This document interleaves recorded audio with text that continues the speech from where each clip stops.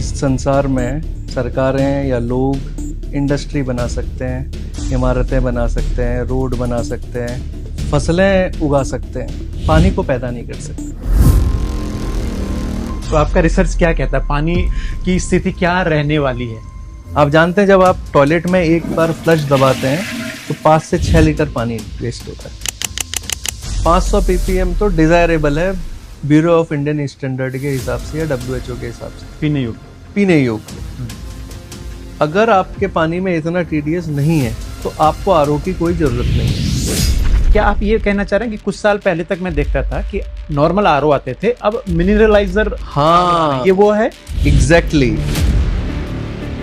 पहले mineral water लिखा आता था तो कोर्ट ने इस पर रोक लगाई। आप तो RO से मिनरल्स हटा रहे हो, आप कैसे मिनरल वाटर लिख रहे हो? अभी क्या लिखते हैं आप ध्यान दोगे तो रीमिनरलाइज्ड, मतलब आप दोबारा उसमें मिनरल्स डाल रहे हो। हर जगह हाई राइज है जी, और हर जगह RO लगा है, तो क्या पूरा सिस्टम, हेल्थ सिस्टम गड़बड़ाने वाला है क्या? बिल्कुल गड़बड़ाने वाला है। लोगों का स्टेमिना कितना डाउन होते जा रहा है आज की एज में। यंग एज में ही लोगों में अनेक तरीके की बीमारियां आ रही हैं, चाहे वो सांस लेने से संबंधी हो, है ना, चाहे स्टमक या लीवर से संबंधी हो।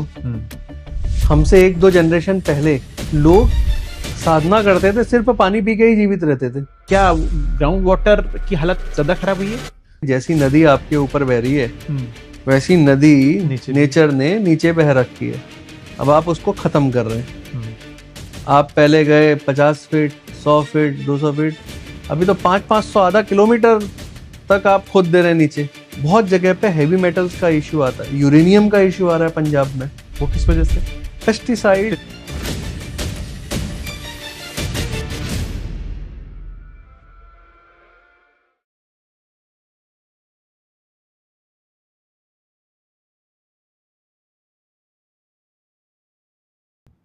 नमस्कार। कहते हैं जल है तो कल है, लेकिन क्या हमें फर्क पड़ता है? नहीं, क्योंकि हर चौथे व्यक्ति को दुनिया में सुरक्षित पानी पीने के लिए नहीं मिल रहा है। यानी लगभग 2 अरब लोग ऐसे हैं। और एक आंकड़े के मुताबिक अगले कुछ वर्षों में देश के 21 ऐसे शहर हैं जहां ग्राउंड वाटर खत्म हो जाएगा।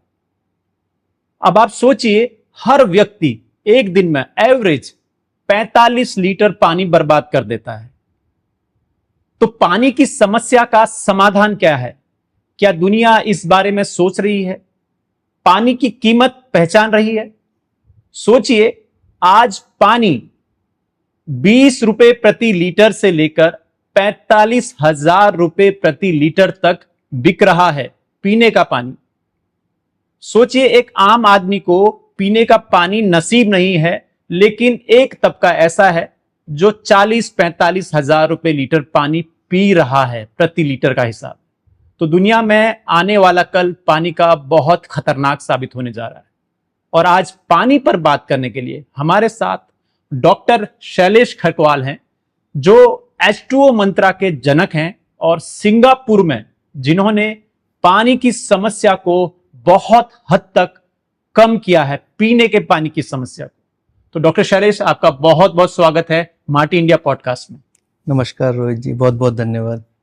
तो डॉक्टर शैलेश, आपसे बहुत सारी बातें करनी है एक आम आदमी की दृष्टि से कि पानी की जरूरतें, पानी कैसा पिएं, कैसा नहाएं, कैसा कपड़े धोने में इस्तेमाल करें, ये बातें। साथ ही सिंगापुर की दृष्टि से बातें हैं, वो कैसे डिफरेंशिएट है इंडिया से, और साथ ही ऐसी बातें जो आज तक पानी को लेकर लोगों को पता नहीं है। तो शुरुआत का जो पहला चरण है, हम आपसे ही शुरू करते हैं, क्योंकि आप एक मुख्य साइंटिस्ट रहे हैं पानी को लेकर सिंगापुर में। तो H2O मंत्रा के बारे में हमें बताएं कि H2O मंत्रा, आपका ये स्टार्टअप पानी को लेकर कैसे काम करता है? जी, H2O मंत्रा के बारे में मैं आपको बताऊंगा जी। पर सबसे पहले धन्यवाद, आपने बहुत ही जरूरी विषय पर जिस पे बात होनी ही चाहिए जी, उसको इस मंच पर रखा, उसके लिए आपका साधुवाद। दूसरा, मैं थोड़ा सा पीछे जाता हूँ। आपने एक बात कही कि आज पानी 20 रुपये से लेके 45,000 रुपये तक पीने का पानी 1 लीटर मिल रहा है। बहुत ही दुर्भाग्यपूर्ण बात है। मैं हमेशा कहता हूं, हम इस संसार में सरकारें या लोग इंडस्ट्री बना सकते हैं, इमारतें बना सकते हैं, रोड बना सकते हैं, फसलें उगा सकते हैं, पानी को पैदा नहीं कर सकते। ये हमें नेचर ने फ्री ऑफ कॉस्ट दिया है। इसकी एक डेफिनिट मात्रा है। हम उस पानी को सदुपयोग न करके उसका दुरुपयोग कर रहे हैं और फिर उस पॉल्यूटेड वाटर को फिर से अच्छे वाटर में मिला रहे हैं और उसको भी और खराब कर रहे हैं। और उसके बाद हम उस पानी को ट्रीट कर कर फिर 20 रुपये से लेके 45,000 रुपये पर लीटर में बेच रहे हैं। तो इससे ज्यादा दुर्भाग्यपूर्ण बात क्या हो सकती है? तो इस बारे में तो बहुत सोचने की जरूरत है कि जो चीज आपको फ्री ऑफ कॉस्ट मिली है, आज उसका इतना मूल्य कैसे? पहले बोला जाता था कि हमारे दादाजी लोगों के जमाने में कि पानी नदी से मिलता था, सीधे पी लेते थे, गंगा जल, यमुना जल। और हम तो उत्तराखंड से आते हैं, वहां से तो देवभूमि से ऐसी शुद्ध नदियां बहती हैं जिनमें हम आचमन करते हैं, भगवान को चढ़ाते हैं। फिर हमारे पिताजी लोगों के टाइम पे आया कि कुएं से या हैंडपंप से पानी मिलने लगा, साफ पानी पीने का मिलने लगा। फिर उसके बाद धीरे धीरे आया कि हम लोगों को टाइम पे घर में फिल्टर लगने लग गए। अब आने वाले समय में जो हमसे बाद की पीढ़ी है, पता नहीं क्या होगा। फिल्टर पे भी वो पानी अवेलेबल होगा कि नहीं? जब सप्लाई नहीं होगी तो फिर फिल्टर किसको करेंगे आप? तो आपका रिसर्च क्या कहता है, पानी की स्थिति क्या रहने वाली है? पानी की स्थिति बहुत विकट है, वाकई में बहुत सोचनीय विषय है। और अगर अभी से हमने अच्छे कदम नहीं उठाए तो ये और खराब होती जाएगी। सबसे पहले हमको ये सोचना पड़ेगा कि किस प्रकार का पानी पीने के लिए जरूरी है और किस प्रकार का पानी अन्य काम के लिए जरूरी है। आम भाषा में अगर मैं इसे समझाऊं, एक हाई वैल्यू वाटर है, एक मीडियम वैल्यू वाटर है, लो वैल्यू वाटर है। 3 कैटेगरी में पानी को डिवाइड कर देते हैं। अच्छा, तीनों कैटेगरी भी समझाइए कि क्या? हाँ, अब हाई वैल्यू वाटर जो है वो हमारा कंजम्पशन है, जो कि तो साफ होना ही होना चाहिए, क्योंकि बॉडी का डायरेक्ट कंजम्पशन है। उसको आप पका नहीं रहे हैं, उससे बैक्टीरिया नहीं हटा रहे हैं, जैसा मिल रहा है वैसा आप पीने की कोशिश करते हैं। और 70% बॉडी की रिक्वायरमेंट पानी से ही है, तो वो तो हाई वैल्यू होना ही चाहिए। अब मीडियम वैल्यू क्या है? आप किचन में जो काम कर रहे हैं, नहाने के लिए जो काम कर रहे हैं, जो आपकी स्किन में जो पानी आ रहा है वो बैक्टीरिया फ्री होना चाहिए, मेटल्स फ्री होना चाहिए, हार्डनेस ज्यादा नहीं होनी चाहिए। और लो वैल्यू क्या है? आपकी जितनी क्लीनिंग है, आप कार को क्लीन कर रहे हैं, घर को क्लीन कर रहे हैं, बाहर डस्ट पे लिए छिड़काव कर रहे हैं, इंडस्ट्री में यूज कर रहे हैं, मतलब इंडस्ट्री में आप क्लीनिंग कंस्ट्रक्शन पर्पस के लिए यूज कर रहे हैं। और मीडियम से लो के बीच का जो वैल्यू है वो है एग्रीकल्चर में, वहां पे आप क्या यूज कर रहे हैं। अभी हो क्या रहा है, हम एक ही पानी को जो हमारे घर में सप्लाई हो रही है, जिसको हम पीने के लिए भी यूज कर रहे हैं, चाहे हम उसके लिए एक फिल्टर लगा लें, पर एक वो already treated water bye right already treated water है, वो उससे ही हम पाइप लगा के घर के आगे सफाई कर रहे हैं, उसी से कार धो रहे हैं, उसी से फर्श धो रहे हैं, उसी से कपड़े धो रहे हैं, उसी को टॉयलेट में यूज कर रहे हैं। आप जानते हैं जब आप टॉयलेट में एक बार फ्लश दबाते हैं तो 5 से 6 लीटर पानी वेस्ट होता है। अगर वो पानी लो वैल्यू पानी या मीडियम वैल्यू पानी है या रिसाइकल्ड वाटर है, उस पर मैं बाद में आऊंगा उस प्रोसेस पे, तो हमारा कितना कंजम्पशन हाई वैल्यू वाटर का कम हो सकता है। आप पी कितना रहे हैं एक दिन में पानी? ज्यादा से ज्यादा अगर आप बहुत अच्छे पानी पीने वाले हैं तो आप 4 लीटर पी लेंगे पानी, या 5 लीटर पानी, उससे ज्यादा तो नहीं पी रहे। आपके परिवार में अगर 5 लोग हैं तो आप 25 लीटर पानी पी रहे हैं मैक्सिमम।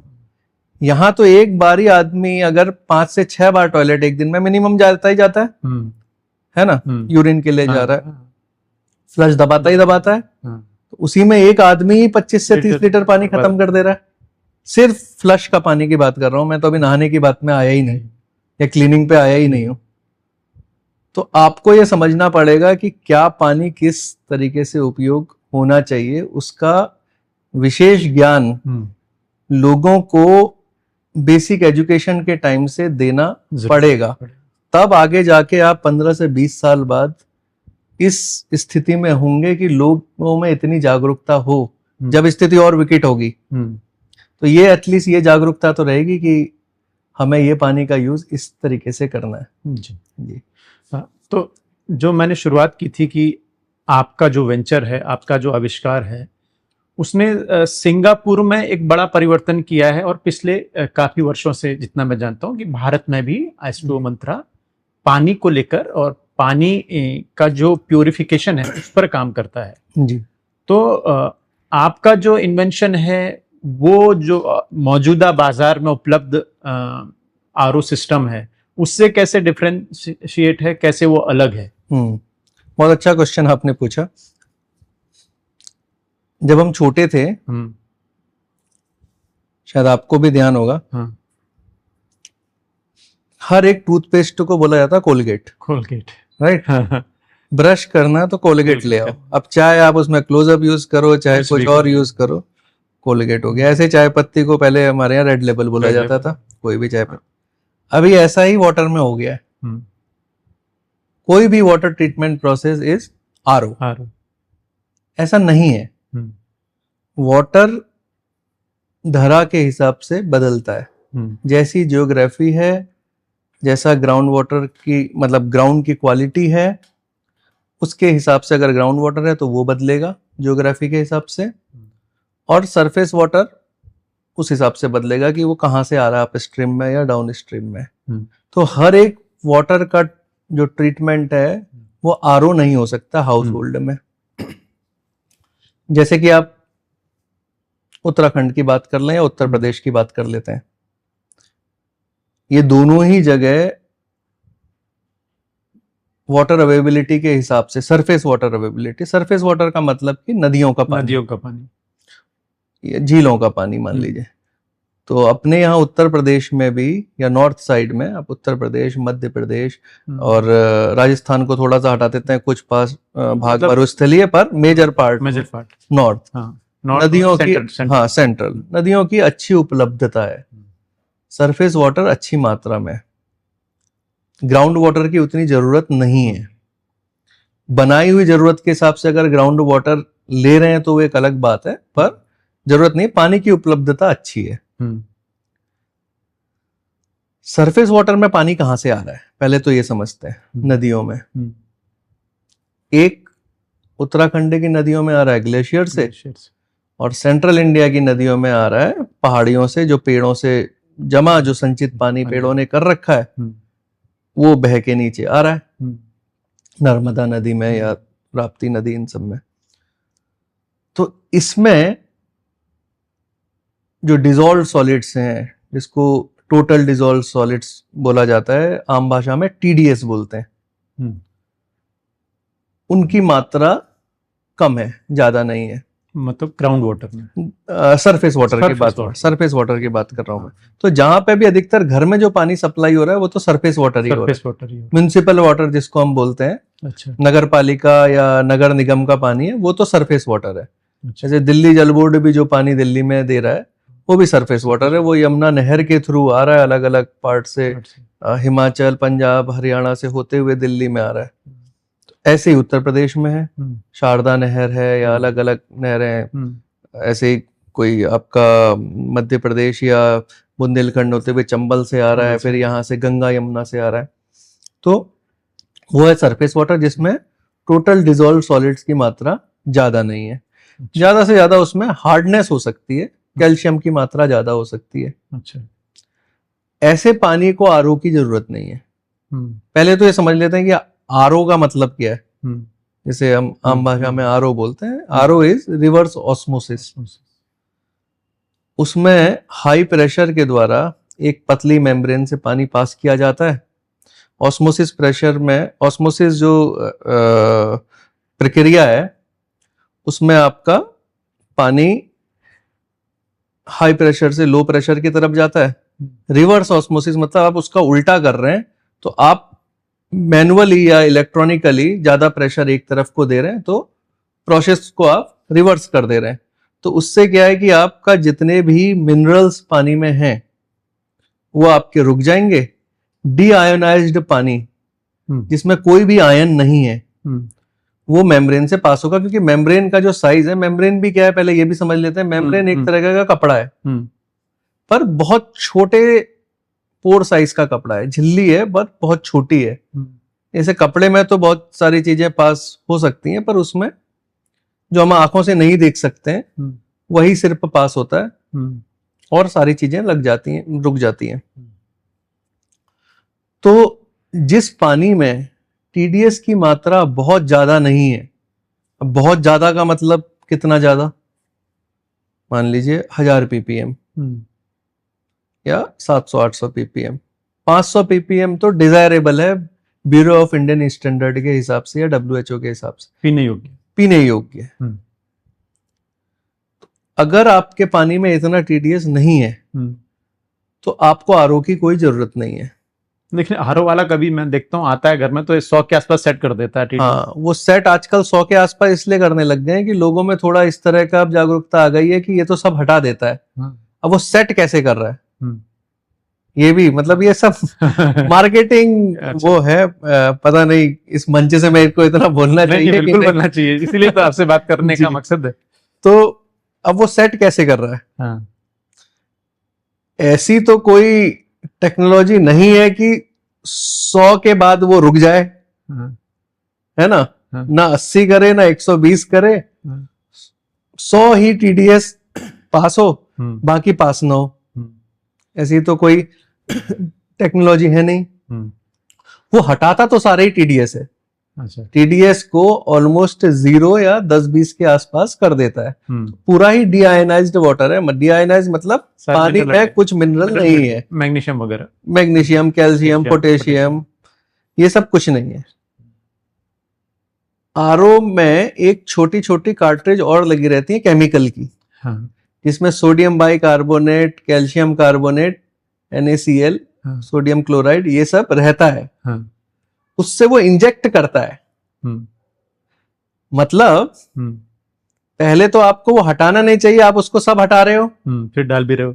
हाँ, लेकिन फिर लोगों का अब रेजिस्टेंस आ गया है कि हमारी बॉडी में तो मिनरल नहीं आ रहे हैं। तो आप, एक है जो नेचुरली केमिकल है, मतलब चट्टानों से आया, अपनी क्वालिटी से आया, मिट्टी से आया, तो वो नेचुरल केमिकल है, वो आपने लैब में नहीं बनाया है उस केमिकल को। अब आप उसको हटा रहे हो और लैब में जो आपने केमिकल बनाया है वो डाल दे रहे हो, उसको डाल रहे हो।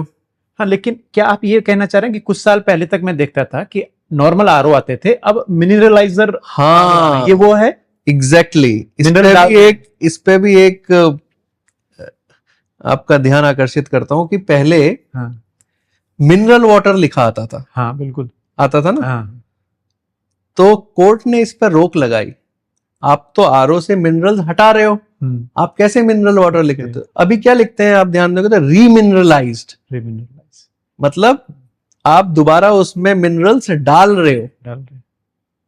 प्रोसेस में तो आप जो बेसिक प्रोसेस है या पेरेंट प्रोसेस है उसमें तो आप हटा ही रहे हो, पर आप उसमें दोबारा डाल रहे हो, क्योंकि अब आपको पता है कि लोगों के दिमाग में इतना तो बैठ गया है सोशल मीडिया के माध्यम से कि आरओ मिनरल्स हटाता है, तो अब वो रीमिनरलाइज कर रहा है बेसिकली। अच्छा, तो इस प्रोसेस में डिफरेंस है। मैं बोलता हूं इसकी जगह आपको अगर पता है, you know your water well, कि आपके पानी में क्या चीज है या क्या नहीं है, इसके भी बहुत सारे तरीके हैं, उस पर भी जाऊंगा। पर अगर आपको पता है कि, खास तौर से मैं मोटा मोटी बोल दे रहा हूं, जो म्युनिसिपल का पानी है उसमें तो नहीं रहता है, अगर वो ग्राउंड वाटर हाँ नहीं, कहीं कहीं पे ग्राउंड वाटर को भी सप्लाई करती है म्युनिसिपैलिटीज, करती है, जहां पे नदी के पानी की उपलब्धता नहीं है तो बोरवेल से भी करती हैं। पर अधिकतर जगह ऐसी काफी अभी भी बहुत जगह हैं जहां पे नदी का पानी सप्लाई होता है, तो वहां पे आपको इसकी जरूरत नहीं है।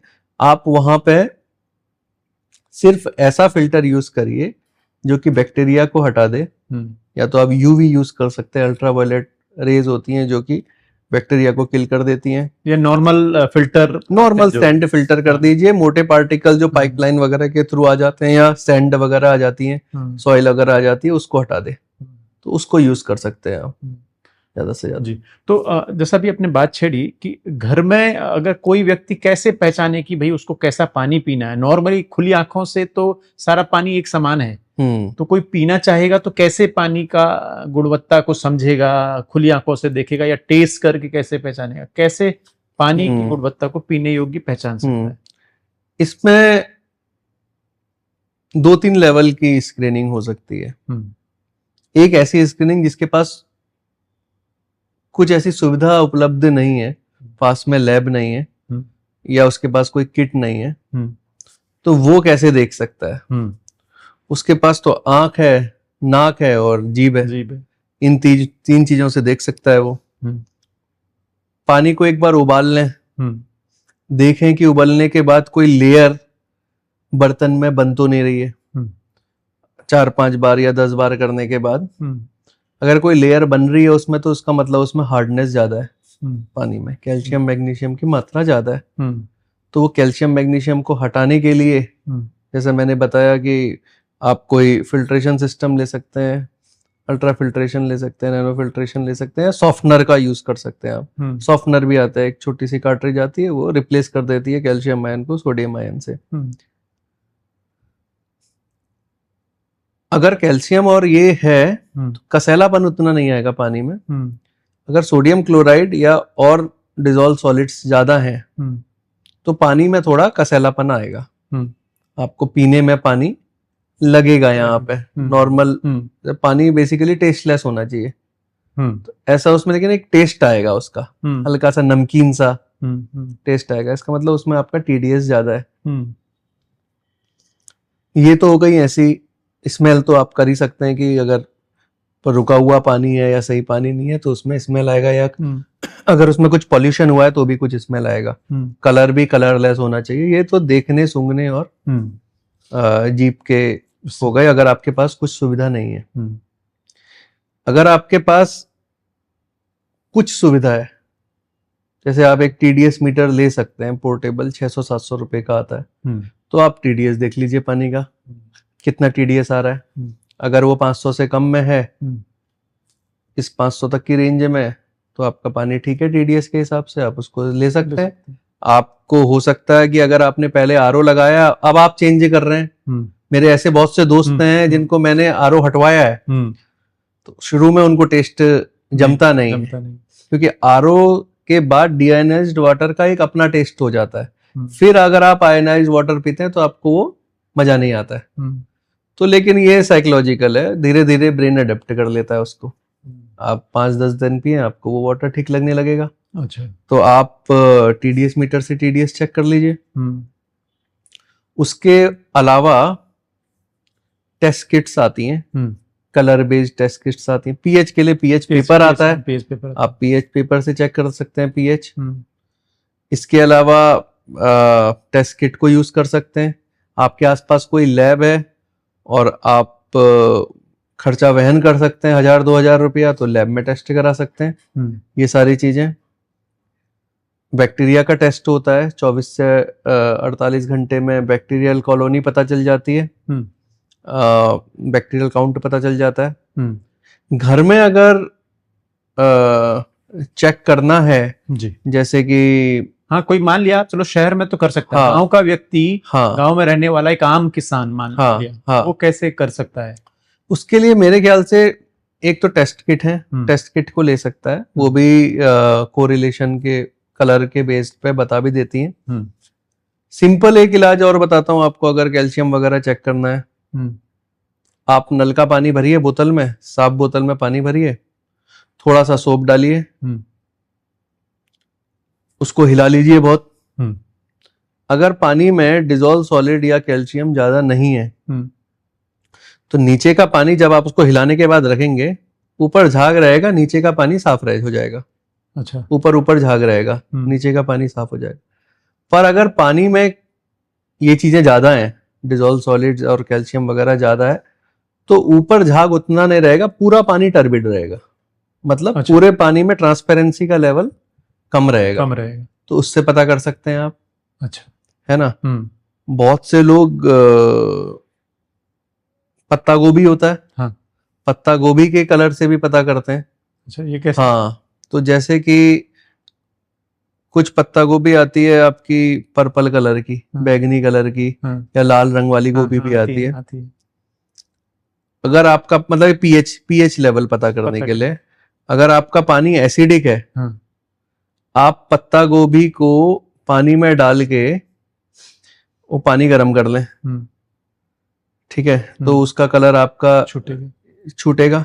अगर वो कलर आपका बैगनी से हो जाता है पिंक की तरफ, तो पानी आपका है एसिडिक। अगर वो कलर आपका हो जाता है ग्रीन की तरफ, तो वो पानी है आपका ज्यादा एल्केलाइन। और वो अगर वैसा ही रहता है पर्पल कलर, बैगनी कलर, तो आपका पानी है न्यूट्रल।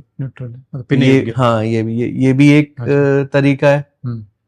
और उसके अलावा बैक्टीरिया पता करना थोड़ा मुश्किल है, वो टेस्ट गांव में, वो तो लैब टेस्ट में ही हो पाएगा। और किट भी आते हैं आजकल जो कि कलर चेंज और थोड़ा सा टर्बिडिटी पानी में बता के भी बैक्टीरिया कर लेते हैं। बहुत एक्यूरेसी तो नहीं होगी, बहुत एक्यूरेसी नहीं होगी, पर एक मोटा लेवल पे आपको पता चल जाएगा कि क्या है उसमें। अच्छा, क्या पानी की भी कोई अपनी शेल्फ लाइफ होती है?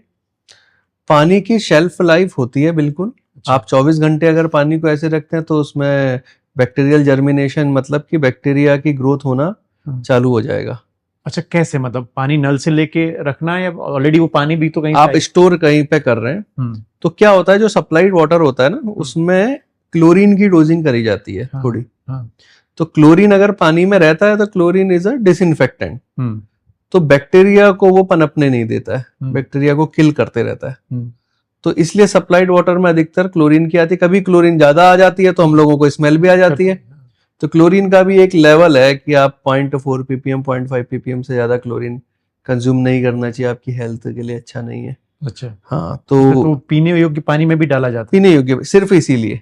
अच्छा। जो आपने क्वेश्चन पूछा ना कि बैक्टीरिया की ग्रोथ कैसे मतलब रखे हुए पानी में हो सकती है, मैंने बोला आपको, तो उसे रोकने के लिए तो क्लोरीन भी डाली जाती है। क्या ये नदियों के पानी को भी शेल्फ लाइफ एक लिमिट है सेम, या उसका अलग है? जैसे हम कहते हैं कि नदियों का पानी क्या है, चल रहा है, क्योंकि गंगा का पानी कहते हैं कि कई बिल्कुल समय तक रहता है। तो इसमें क्या अलग अलग टाइप के बैक्टीरिया हैं। कुछ अच्छे बैक्टीरिया भी हैं जो कि आपकी बॉडी में प्रोबायोटिक का काम करते हैं। कुछ ऐसे बैक्टीरिया जैसे कि ई कोलाई है, या वायरस है, हेपेटाइटिस वगैरह है, कोलिबैक्टर है, तो ये सब आपको स्वास्थ्य के लिए अच्छे नहीं है। ये तो इनको पैथोजन बोला जाता है इस कैटेगरी में। पर कुछ अच्छे बैक्टीरिया हैं जो कि गंगा में पाए भी गए हैं, तो गंगा जल इसलिए खराब नहीं होता उन बैक्टीरिया की वजह से। तो ये भी है। तो ये गंगा का जो खराब नहीं होने वाला फैक्टर है, ये क्या वहां जो ग्लेशियर से वाटर? बिल्कुल, तो वो गंगा की जियोग्राफी के हिसाब से। अच्छा, हाँ, वो गंगा की जियोग्राफी के हिसाब से। और नदियों में तो उतना पाया नहीं गया है रिसर्च में, पर गंगा में पाया गया है सर। गौमुख से निकलकर, हाँ, गौमुख से निकलकर आपका गंगोत्री होते हुए जो आ रही अप स्ट्रीम में, आप मान के चलिए टिल ऋषिकेश। हरिद्वार को भी अब उतना काउंट नहीं कर सकते क्योंकि हरिद्वार और उसके बाद तो फिर इंडस्ट्रियल डिस्चार्ज या डोमेस्टिक डिस्चार्ज गंगा में मिल रहा है। पर अब जब वो अलकनंदा और वहां से आ रही है तो उस समय तक तो वो अपनी अच्छी फॉर्म में है। जितना अपस्ट्रीम में गंगा जी है उतना अच्छी फॉर्म, प्योर है, बिल्कुल प्योर है।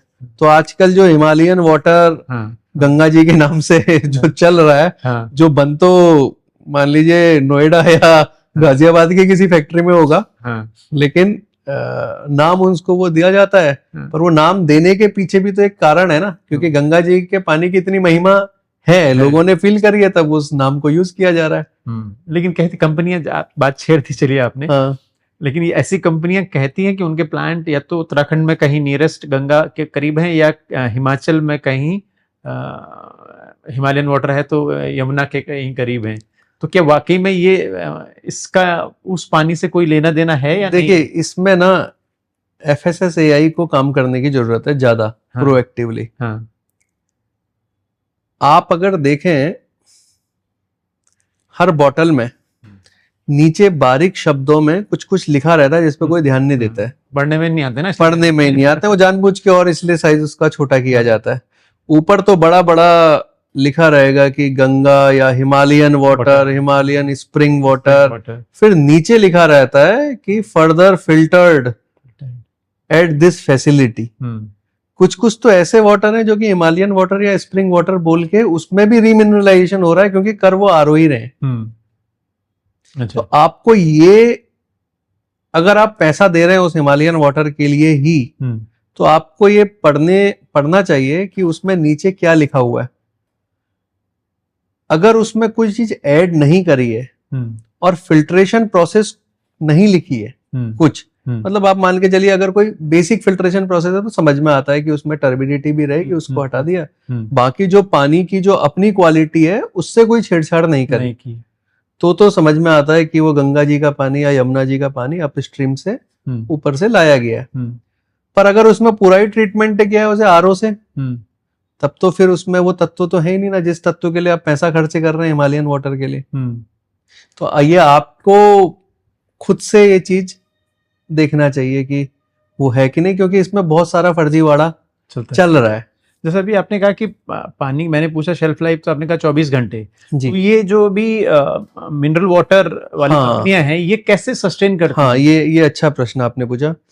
तो क्या होता है, जो पैकेज्ड वाटर है ना, उसकी पैकेजिंग करने से पहले, सील करने से पहले उसमें ओजोन या नाइट्रोजन की पर्जिंग करी जाती है, गैस की। तो आप समझिए कि बैक्टीरिया कैसे पनपेगा किसी पानी में, उसको भी ऑक्सीजन चाहिए। बैक्टीरिया कोई भी चीज अपनी ग्रोथ कैसे करेगा, जैसे हम लोग अपनी ग्रोथ करते हैं, पर उसका बहुत ही छोटा फॉर्म है बैक्टीरिया। तो हमको भी हवा चाहिए, हमको भी फूड चाहिए। तो ये ऑक्सीजन है वो उस फूड को पचाने का काम करती है।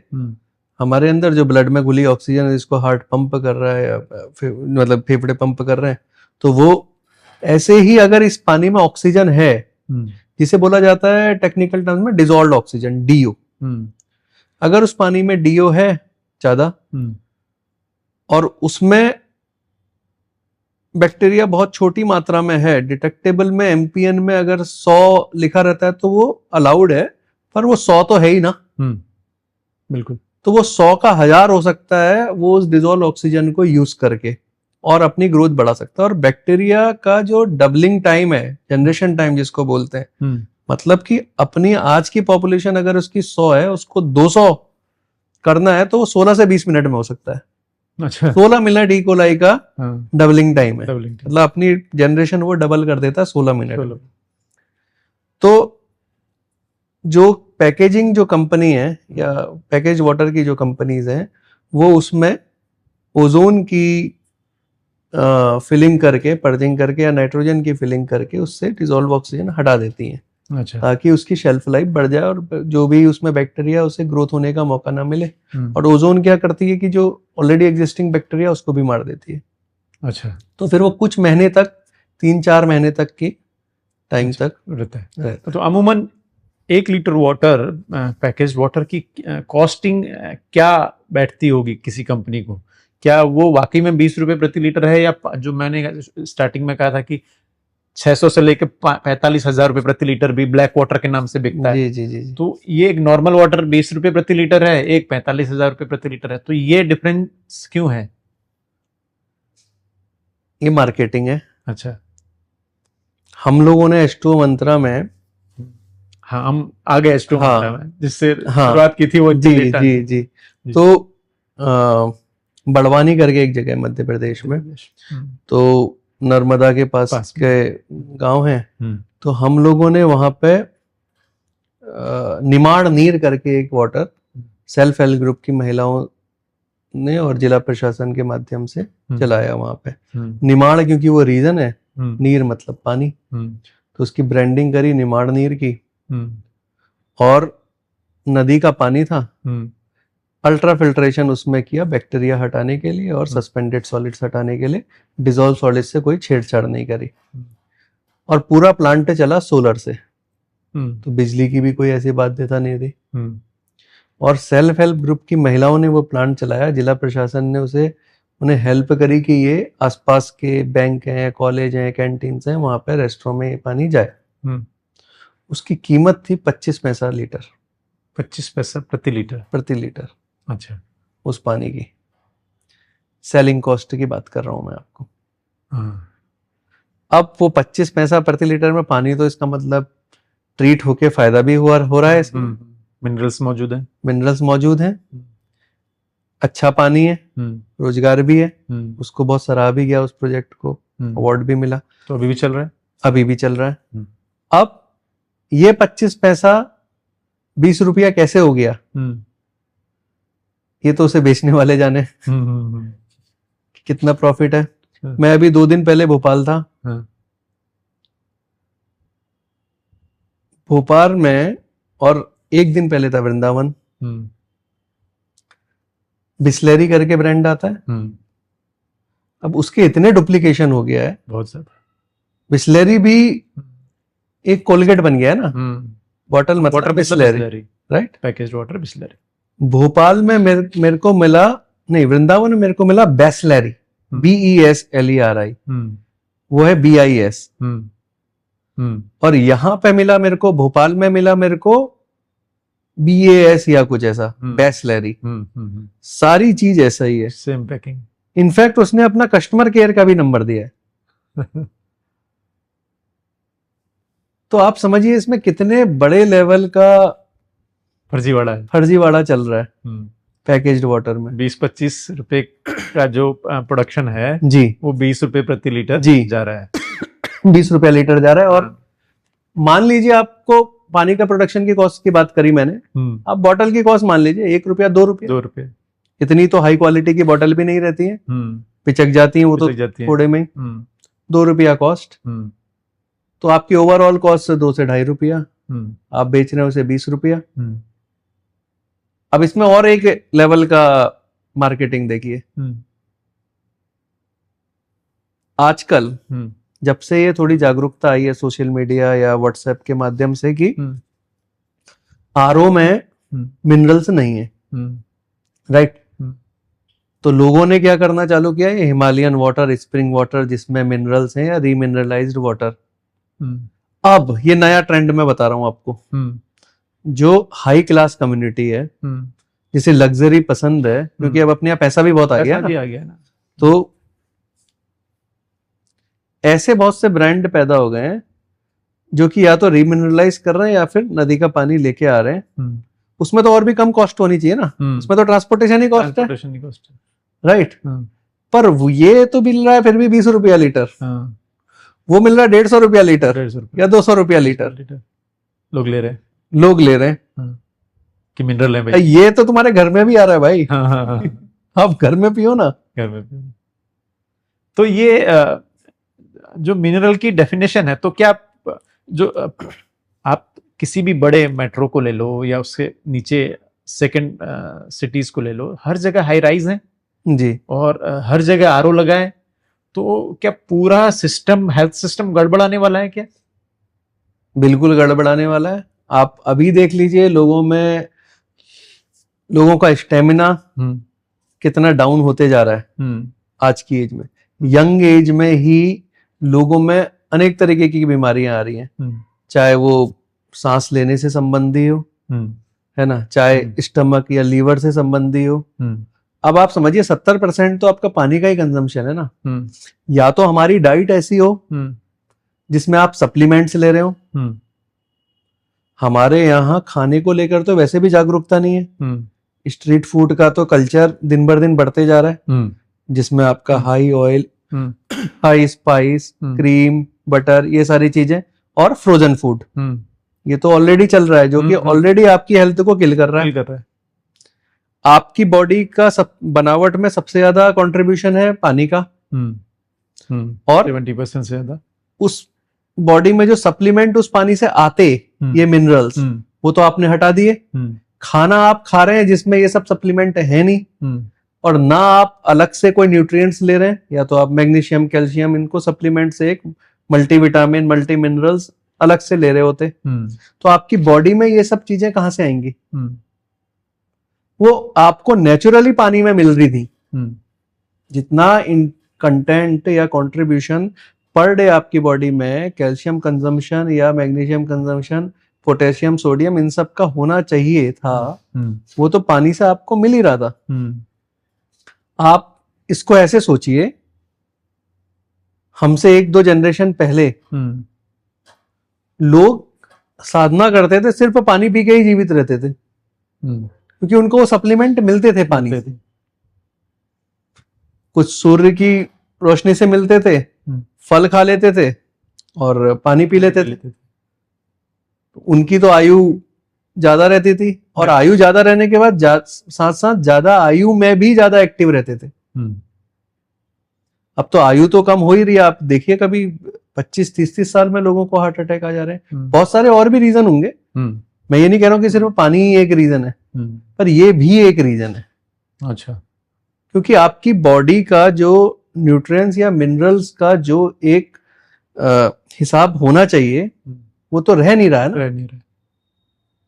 तो अभी फिर से मैं एक बार पैकेज वाटर में आता हूँ। अभी कुछ टाइम पहले एक रिपोर्ट थी कि जो पैकेज वाटर है प्लास्टिक की बोतल में, उसमें प्लास्टिक के कण भी बिल्कुल बिल्कुल बिल्कुल बिल्कुल वो फिर पानी पैकेज वाटर तो हर हाल में खराब। बिल्कुल, माइक्रो पॉल्यूटेंट्स उनको बोला जाता है। आपको अभी इसीलिए मैंने बोला FSSAI का तो बहुत बड़ा रोल है। आपकी प्लास्टिक की जो बोतल है, उसका प्लास्टिक किस कैटेगरी का है, क्या स्टैंडर्ड है उसका। एग्जैक्टली। अब ये पानी की बोतल तो फ्रिज में आपके घर में आ रही है या दुकान में रह रही है, 10 बोतलें फ्रिज के अंदर हैं, पर 1000 बोतल तो बाहर पड़ी है धूप में ऐसे ही पड़ी है। अब उसमें सनलाइट भी पड़ रही है, टेम्परेचर हाई है, क्या वो लीच आउट कर रहा है प्लास्टिक? क्या उसके कण पानी में घुल रहे हैं? कितने टेम्परेचर तक वो लीच आउट नहीं करे, उसकी क्या प्रमाणिकता है? बहुत सारे प्लास्टिक अगर अच्छी क्वालिटी के नहीं हैं तो वो कम टेम्परेचर पे भी लीच आउट, मतलब घुलनशील हो सकते हैं पानी में भी हो सकते हैं। तो आपको वो देखना पड़ेगा कि, और इनका तो बहुत छोटा कॉन्सेंट्रेशन ही आपकी हेल्थ के लिए सही नहीं है। क्योंकि मैं देख रहा हूँ कि चलिए कुछ बड़े ब्रांड तो उनका एक स्टैंडर्ड सरकार ने तय किया है जी, गली गली में पैकेज वाटर नई नई बॉटलिंग के साथ, नई नई पैकेजिंग के साथ आ गया है। उनके लिए तो मॉनिटरिंग सिस्टम ही बहुत ले दे के चल जाता है भारत में। बिल्कुल बिल्कुल बिल्कुल, ये बहुत बड़ी समस्या है।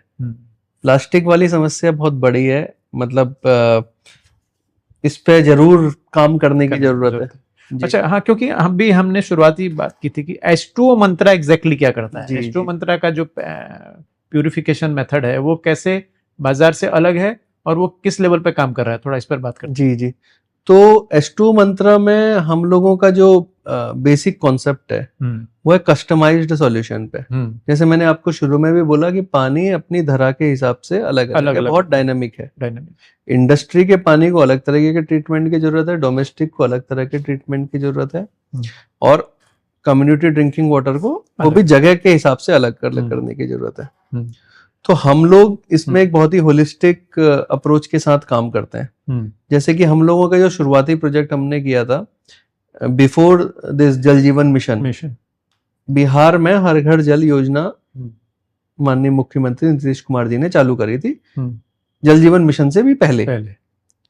तो बिहार की समस्या क्या है, या वेस्ट बंगाल या उड़ीसा या उस तरह के इलाकों की समस्या क्या है कि वहां पे आयरन, आर्सेनिक, फ्लोराइड, इन तीनों का कॉन्सेंट्रेशन पानी में नेचुरली ज्यादा है, क्योंकि वहां पे ग्राउंड या सॉइल का जो स्ट्रक्चर है वो है ही ऐसा।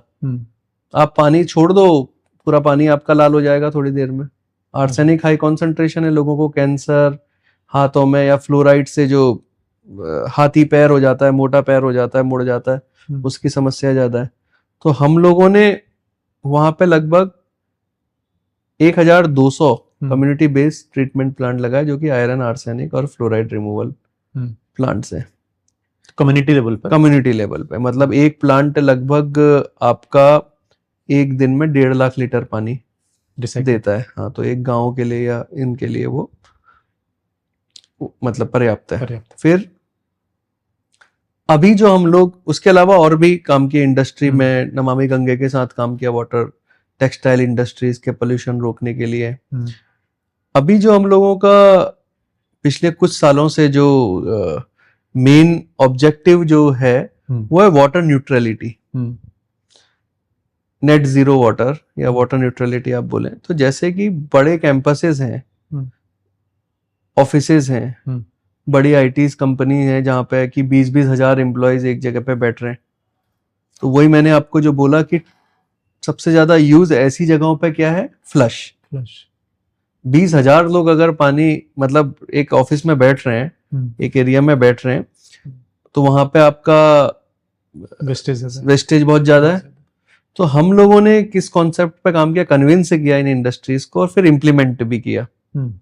तो ये जो पानी जो आ रहा है सीवेज का, वो 95% रीयूज हो रहा है फिर से टॉयलेट्स में।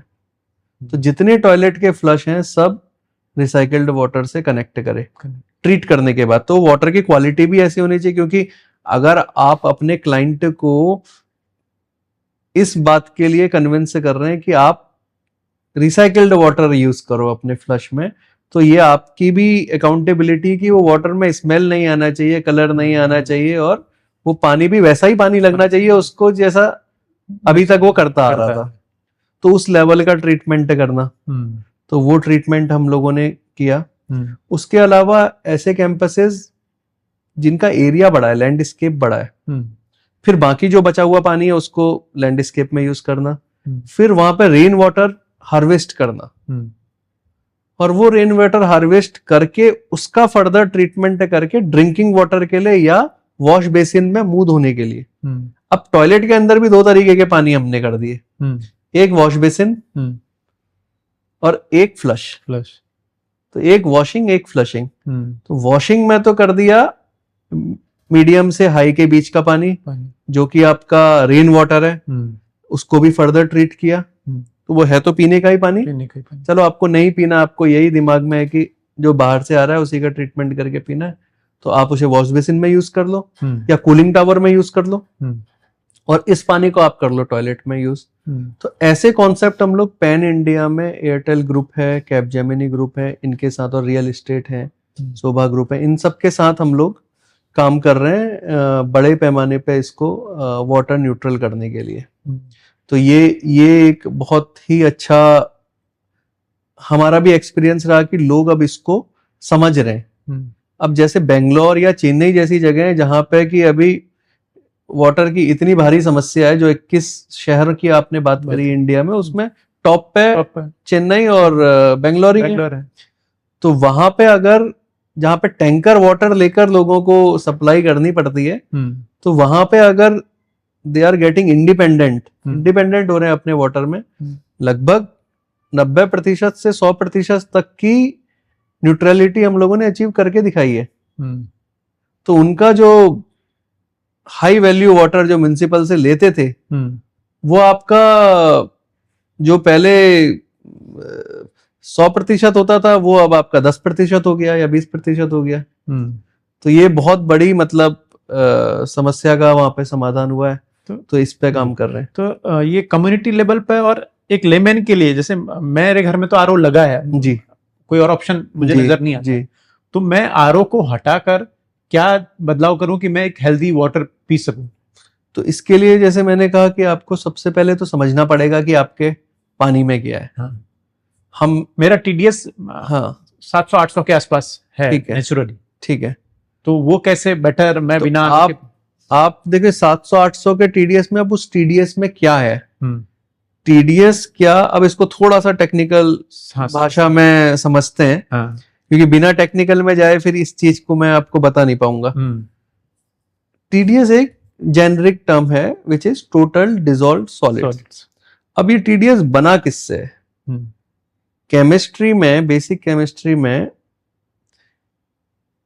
एक कॉन्सेप्ट आता है मोनोवैलेंट आयन, एक आता है डाइवैलेंट आयन। अब इसको मैं मोटी भाषा में समझाता हूं।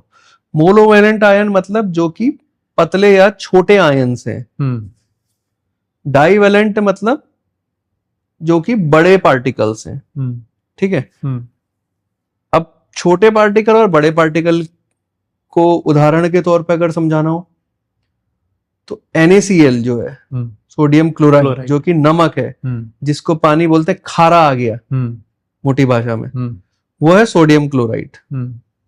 ये पतला है, इसको आप बिना आरओ के नहीं हटा सकते हो। घर के लेवल पे, इंडस्ट्री लेवल पे हटा सकते हो, उस पर आप बताऊंगा अभी। घर के लेवल पे नहीं हटा सकते।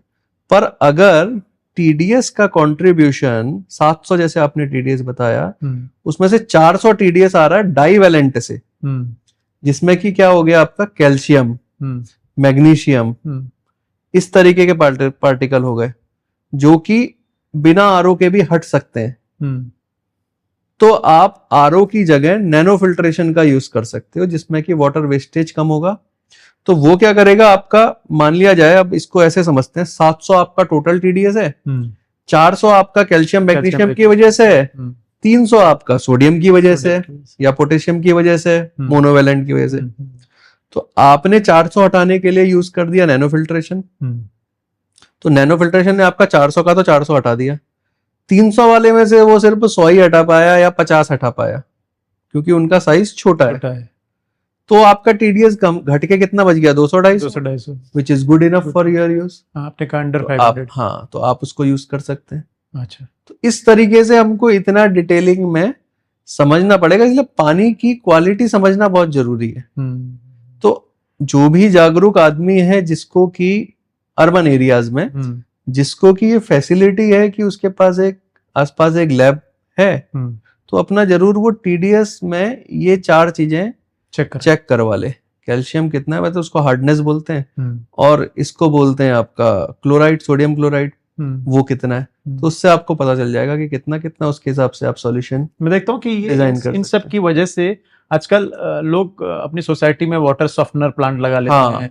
बता रहे हैं कि बाल गिर जाते हैं, स्किन खराब हो जाती है। तो वो क्या करता है वाटर सॉफ्टनर? हाँ, तो वाटर सॉफ्टनर का क्या काम है, अगर आपका कैल्शियम और ये ज्यादा है, जैसे आपका टीडीएस तो 500 से कम ही है मान लिया जाए, ठीक है, लेकिन उस 500 में 400 आपका यही है, मतलब आप पानी पी तो सकते हो, लेकिन क्योंकि उसमें हार्डनेस का लेवल, जो कि जनरली जैसे टोटल टीडीएस तो 500 चलेगा आपको, लेकिन आंकड़े ये भी बोलते हैं कि उसमें हार्डनेस आपकी 200 से ज्यादा नहीं होनी चाहिए।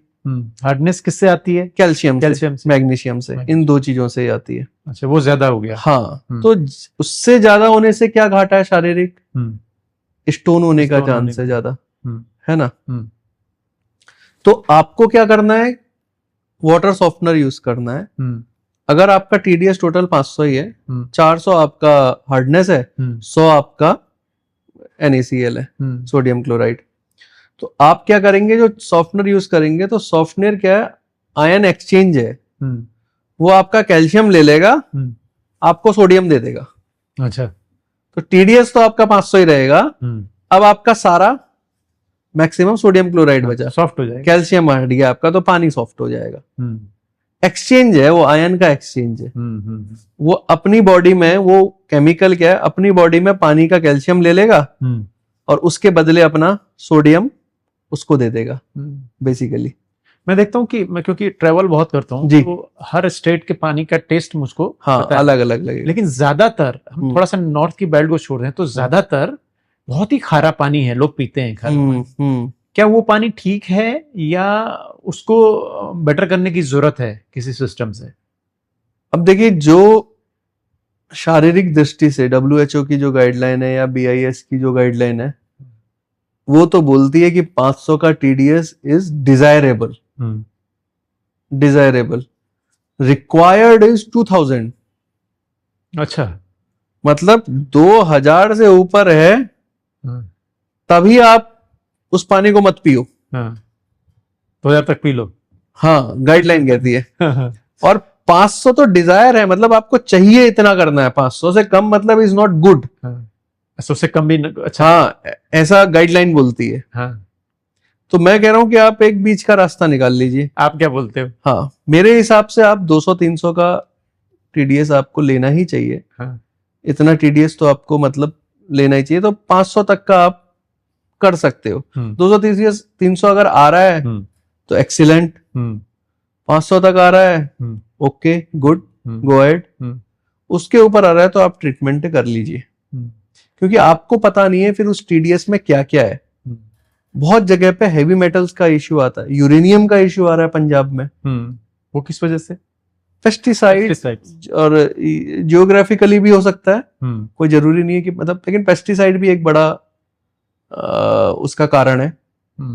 हैवी मेटल्स होना, इंडस्ट्रियल डिस्चार्ज से हैवी मेटल आता है, जैसे लेदर इंडस्ट्रीज है वो सब हैवी मेटल है, कॉपर, निकल, लेड, कोबाल्ट, क्रोमियम, ये सब हैवी मेटल्स। इनका तो छोटा सा भी कॉन्सेंट्रेशन पीपीबी बोलते हैं, पार्ट पर बिलियन।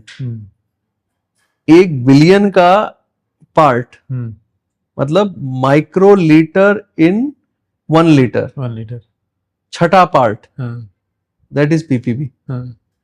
तो 10⁻⁻⁶, मतलब 1/6 पार्ट। तो वो इतना छोटा कॉन्सेंट्रेशन भी आपकी हेल्थ के लिए अच्छा नहीं है। इनका इन ऐसे हैवी मेटल्स का। हाँ, तो क्योंकि हम देख रहे हैं ना पिछले बहुत वर्षों में केमिकल फार्मिंग और ये जितने भी हैं, बिल्कुल, तो इनकी वजह से क्या ग्राउंड वाटर की हालत ज्यादा खराब हुई है? बहुत ज्यादा, बहुत ही ज्यादा। 2-3 रीजन हैं जो कि ग्राउंड वाटर को खराब कर रहे हैं। सबसे पहला, ओवर एक्सप्लॉइटेशन। फिर आप ऐसा समझिए, जैसी नदी आपके ऊपर बह रही है वैसी नदी नेचर ने नीचे बह रखी है। अब आप उसको खत्म कर रहे हैं। आप पहले गए 50 फीट, 100 फीट, 200 फीट, अभी तो 500-500, आधा किलोमीटर तक आप खोद दे रहे हैं नीचे। तो अब वहां पे वाटर की नेचुरल कैरेक्टरिस्टिक्स के अलावा उस सॉइल की या उस जियोग्राफी की भी कैरेक्टरिस्टिक्स आपके पानी में आएंगी। तो ज्यादा केमिकल का प्रभाव आना बहुत ही ज्यादा लाजिमी है, पहला चीज। दूसरा चीज, जो हम केमिकल का यूज कर रहे हैं, पेस्टिसाइड्स का यूज कर रहे हैं फार्मिंग में, फसल की यील्ड बढ़ाने के लिए, तो उससे आप मिट्टी में, अब आप समझिए, आपने 100 ग्राम पेस्टिसाइड यूज किया, मान लिया जाए आधा एकड़, मेरे को आइडिया नहीं, पर मैं मान लेते हैं 100 ग्राम आपने या 200 ग्राम पेस्टिसाइड यूज किया आपने आधा एकड़ के एरिया में यील्ड बढ़ाने के लिए।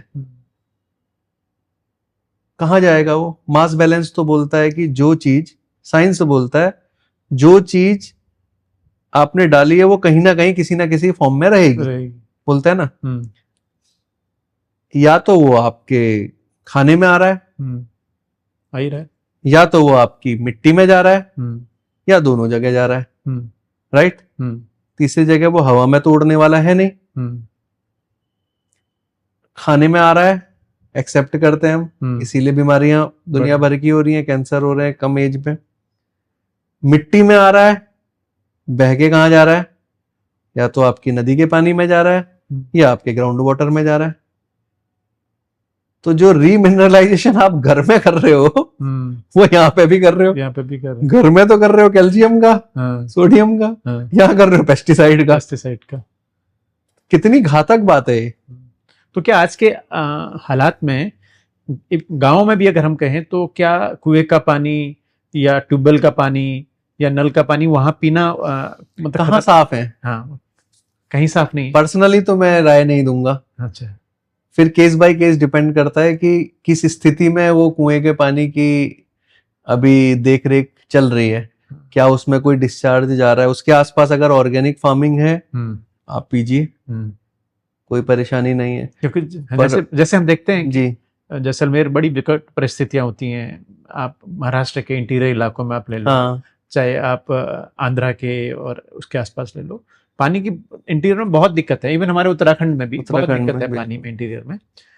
तो वहाँ जो नेचुरल रिसोर्सेज हैं, राजस्थान में कुएं हैं, महाराष्ट्र में कुएं ही हैं, या अब नदियां तो सब सूख गई हैं, जैसे हमारे यहाँ नौले हुआ करते थे। बिल्कुल, तो क्या वहां का पानी हेल्दी था जहां पर ये सब चीजें नहीं हुई हैं, या अभी भी हेल्दी है अगर केमिकल फार्मिंग या केमिकल्स नहीं छिड़काव है तो? हाँ, अगर केमिकल छिड़काव नहीं है तो हेल्दी है, बिल्कुल हेल्दी है। अगर केमिकल छिड़काव नहीं हुए, क्योंकि ग्राउंड वाटर को मैंने आपको बोला ना, पॉल्यूशन होने के 3 रीजन है। 2 मैंने बता दिए थे, एक छूट गया बातों में। एक मैंने आपको बोला था ओवर एक्सप्लॉइटेशन, आप जितना नीचे डीप जा रहे हैं। एक मैंने पेस्टिसाइड बोला था, एक तीसरा है इंडस्ट्रियल डिस्चार्ज।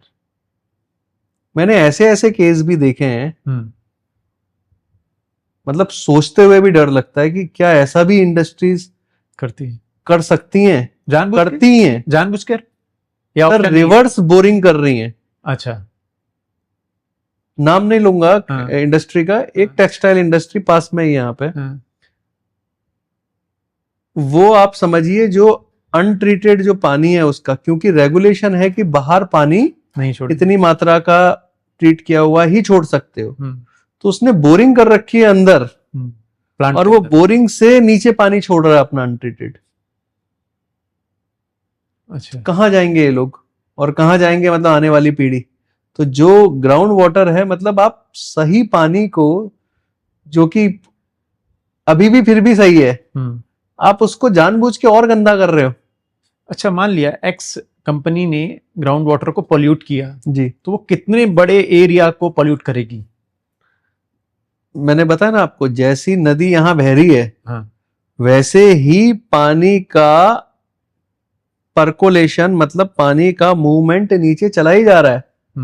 तो वो तो चलता रहेगा बहुत बड़े एरिया में, उसका डाइल्यूशन हो सकता है आगे क्योंकि और पानी भी मिल रहा है, पर वो तो जा ही रहा है। वो उसी एरिया में रहने वाला थोड़ी है पानी। अच्छा, पानी तो चलता रहेगा, वो तो बड़े स्केल पर भी है, बड़े स्केल पे, यस, बड़े स्केल और ऐसे अगर कुछ कुछ दूरी पर मल्टीपल कंपनी, हाँ, वो तो बहुत ही, हाँ, इसीलिए मैंने बोला कि पर्सनली तो मैं ये बोलूंगा कि मुश्किल है वो पानी पीना, होएगा, आपने प्रश्न किया, पर अब बहुत सारे ऐसे गांव के इलाके होंगे जहाँ पे इंडस्ट्री दूरों तक नहीं है, किलोमीटर्स तक नहीं है, और वहां पे पेस्टिसाइड का भी यूज नहीं हो रहा है खेती में, तो वहां पे पिया जा सकता है।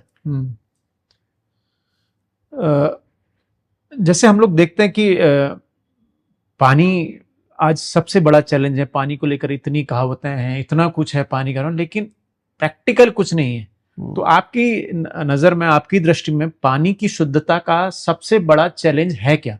कि हम तो विश्व की बात नहीं कर रहे, हम हिंदुस्तान की बात कर रहे हैं, क्योंकि हमारी अलग अलग भौगोलिक कंडीशंस हैं सबकी। मतलब अप्रैल से लेके जून तक तो बहुत विकट स्थिति हो जाती है। आप सोचिए, इतनी मौतें शुद्ध पानी ना मिलने से, पीने का पानी न मिलने से मृत्यु हो जा रही है। बिल्कुल, हजारों लाखों लोग सिर्फ मर जा रहे हैं, पानी नहीं मिल रहा है।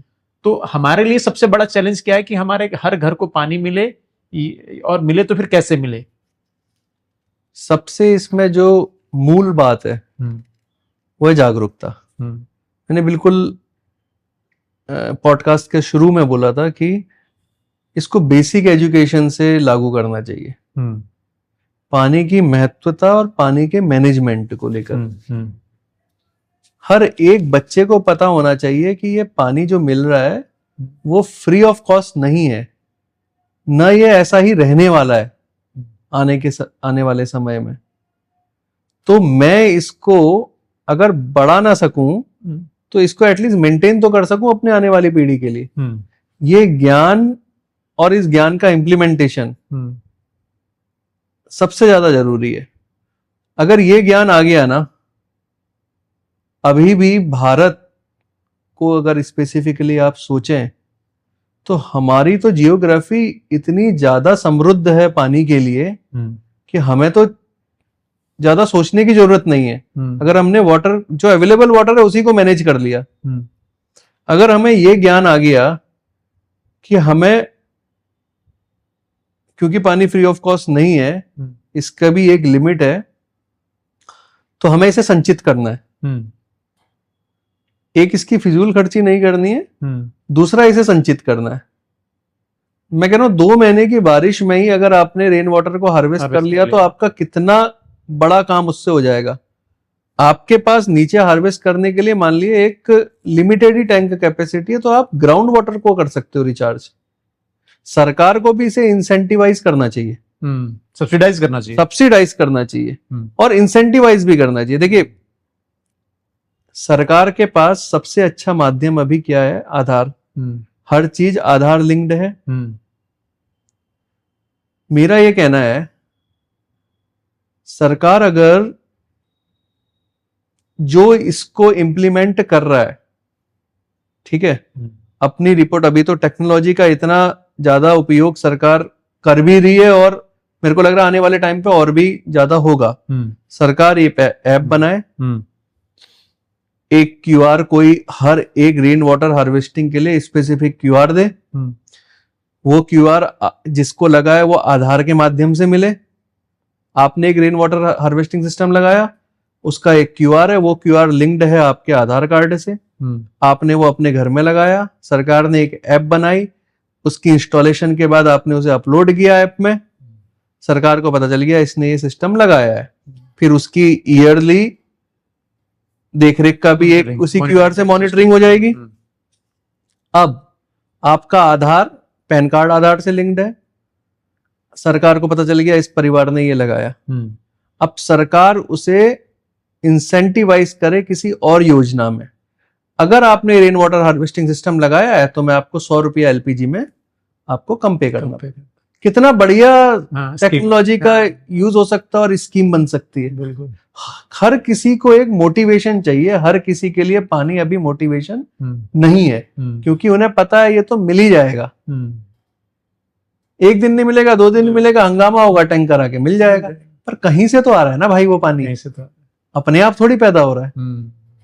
तो सरकार को इस तरीके से इसको इंसेंटिवाइज करना चाहिए ताकि लोगों में ये मोटिवेशन आए, और दूसरा इसको एजुकेशन लेवल पे डालें। उस एजुकेशन के एक अलग मार्क्स हो और उन मार्क्स का भी आगे ज्यादा वेटेज हो बजाय कि नॉर्मल मैथ्स या साइंस के मार्क्स से। तो क्या ये जो एजुकेशन सिस्टम की बात कर रहे हैं, हम में और सिंगापुर में ये डिफरेंस है? बिल्कुल। तो कि वहां बिल्कुल सिंगापुर कैसे काम करता है? सिंगापुर देखिए, सिंगापुर में एक तो वाटर मीटरिंग है। वो क्या होती है? जैसे आपका बिजली का मीटर है वैसे आपका पानी का मीटर। अपने यहाँ पानी कैसे आता, बिल कैसे आता है, बहुत से लोगों को तो पता ही नहीं होगा क्योंकि वो बिल ही नेग्लिजिबल आता है। ये आता है तो भैया चलो महीने का 200 रुपए फिक्स है, फिक्स हो गया। हाँ। कहीं कहीं पे तो छोटे शहरों में साल में भी देते हैं, साल में बिल, है ना। हाँ। पर सिंगापुर में वाटर का मीटर है। अच्छा। पीक टाइम का अलग रेट है वाटर यूज का, नॉन पीक का अलग रेट है। अच्छा। वो मीटर बिजली के मीटर की तरह, हर वाटर नल खोला तो मीटर घूम गया। उस मीटर को अभी आईओटी के साथ भी इंटीग्रेट कर दिया है, इंटरनेट के साथ। आप अपना यूज देख सकते हो मोबाइल में, ताकि आप प्रेरित रहो कि आपको कम यूज करना है। एक तो उसका चार्ज है, क्योंकि फ्री ऑफ कॉस्ट तो कोई चीज नहीं होती है, कहीं ना कहीं से वो आ रही है। तो दूसरा एजुकेशन में बचपन से हमको वहां पे सिंगापुर में सिखाया जाता है बच्चों को कि ये हमारे लिए नेशनल सिक्योरिटी है, इसको हमें बचा के चलना है। उसके लिए अभियान चलाए जाते हैं। और फिर मैंने बताया न्यू वाटर, तो न्यू वाटर अब न्यू नहीं रहा उनके लिए, सिंगापुर के लिए, क्योंकि उन्होंने इसको अडेप्ट किया है। क्या है ये new water? New water Singapore का रिसाइकिल्ड वाटर है। अच्छा। अगर मैं यहाँ पे इंडिया में, मैंने बताया हम लोग वाटर न्यूट्रलिटी पे काम कर रहे हैं, लेकिन उसको चाहे मैं क्वालिटी आपको बिल्कुल क्लीन करके दूं, लेकिन माइंडसेट है कि ये मैं पानी नहीं यूज कर। सिंगापुर ने वो बैरियर तोड़ा है। अच्छा। सिंगापुर ने टेक्नोलॉजी को और उसके वैलिडेशन को अपने साइकोलॉजिकल माइंडसेट से ऊपर रख के देखा है। तो अब उस न्यू वाटर, इस बैरियर को तोड़ने की वजह से आज न्यू वाटर, मतलब सिंगापुर का रिसाइकिल्ड वाटर, वहां की 55% पानी की उपलब्धता को सुनिश्चित कर रहा है। मतलब ये पीने की पानी की बात कर रहे हैं या बाकी? हाँ, तो इसका पीने के पानी के लिए भी यूज हो रहा है, लगभग 15 से 20% रिसाइकिल्ड वाटर को। इसको हम लोग रिजर्वायर वाटर में ब्लेंड कर देते हैं और वो पीने के लिए यूज होता है। अच्छा। ट्रीटेड वाटर को। अच्छा। और बाकी जो आपका 80 से 85% है वो इंडस्ट्री को जाता है।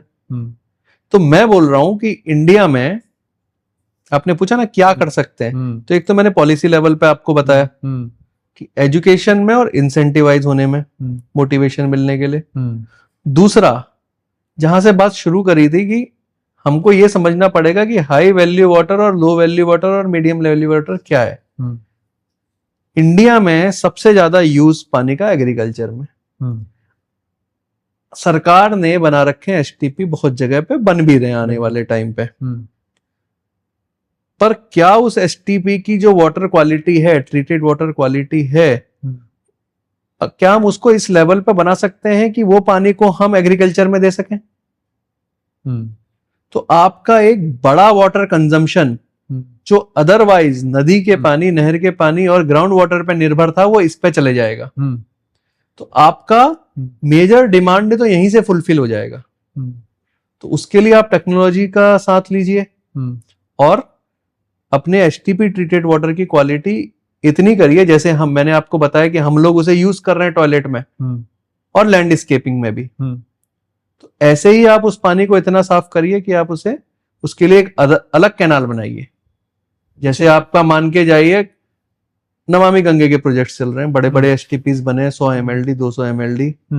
यहाँ यमुना जी का बड़े एसटीपी 500 mld का बन रहा है, काम चल रहा है। आप उसकी गुणवत्ता इस तरह की करिए कि आसपास के जो गांव है वहां की खेती है, वहां पे ये ट्रीटेड वाटर यूज हो खेती में।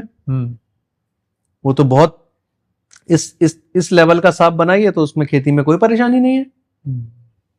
मैंने सुना है कि सिंगापुर में अंडरग्राउंड कैनाल्स हैं, सुरंगें हैं, रेन वाटर और इन सब चीजों को रिसाइकल करने के लिए। ये क्या किस हद तक सही है? बहुत ही आपको मैं एक्साइटिंग फैक्ट बताता हूँ एक। सिंगापुर का टोटल एरिया लगभग 1000 स्क्वायर किलोमीटर। अच्छा। मतलब आप मान के चलिए 30 बाई 30 या 35 बाई 30 में सिंगापुर का मेन जो आइलैंड है वो खत्म हो गया, जहां पे लोग रह रहे हैं। 1000 स्क्वायर किलोमीटर बताया मैंने आपको। सिंगापुर का जो वाटर नेटवर्क है, rain water network, drain water network, street run of network 8000 kilometre का है। 8000 किलोमीटर का, ऊपर नीचे अंदर बाहर आड़े तिरछे। तो सिंगापुर का स्लोगन है एवरी ड्रॉप काउंट्स। एक एक पानी की बूंद को संचित करना, क्योंकि वो इतनी मूल्यवान है कि अगर हम एक की तरफ ध्यान ना दें तो हमें कोई मोटिवेशन ही नहीं मिलेगा। और वो पानी आपका ट्रीट हो के रेन वाटर के फॉर्म में, क्योंकि रिजर्वायर तो इतना नहीं कर सकते ना, पर कैनाल बना दी घुमा घुमा के। अच्छा है, मतलब 8000 किलोमीटर की कैनाल है। अच्छा, 8000 किलोमीटर। आप सोच सकते हैं कि 1000 स्क्वायर मतलब 30 बाई 30 के एरिया में, किलोमीटर के एरिया में कोई यहाँ का छोटा शहर मान लीजिए, मेरे को लग रहा है 30 बाई 30 तो शायद ग्रेटर नोएडा भी नहीं होगा, उससे बड़ा होगा। राइट। तो उतने से में 8000 किलोमीटर का नेटवर्क क्रिएट कर दे रहे हैं। तो क्या उनके देश में, मतलब सिंगापुर में, पानी की बर्बादी को लेकर पेनल्टीज हैं? बिल्कुल, सजा है क्या?